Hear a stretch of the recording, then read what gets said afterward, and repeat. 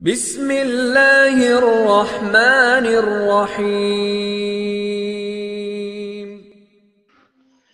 محترم مستقیم قادری رضوی صاحب بریلی شریف، وعلیکم السلام ورحمۃ اللہ وبرکاتہ۔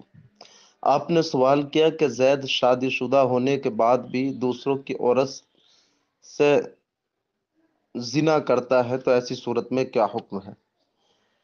اللہ رب العزت نے قرآن پاک میں ارشاد فرمایا، الزانیۃ والزانی فاجلدوا کل واحد منہما مئۃ جلدہ، یعنی شریعت کا حکم یہ ہے کہ اگر انسان شادی شدہ ہے اور پھر وہ زنا کرتا ہے تو اسے جو ہے رجم کیا جائے گا، یعنی اسے اتنے پتھر مارے جائیں گے کہ اسے ختم کر دیا جائے، اور غیر شادی شدہ ہے تو اسے 100 کوڑے لگائے جائیں گے۔ اب چونکہ آپ نے بتایا کہ شادی شدہ ہے تو ایسے شخص کے لیے اس قدر سخت سزا ہے شریعت میں کہ اسے پتھر مار مار کر کے ہلاک کیا جائے۔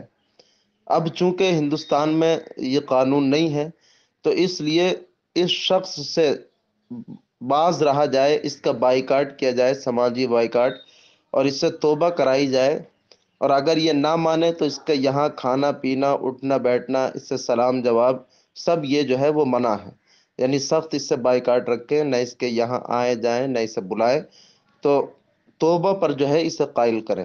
واللہ تعالی اعلم بالصواب۔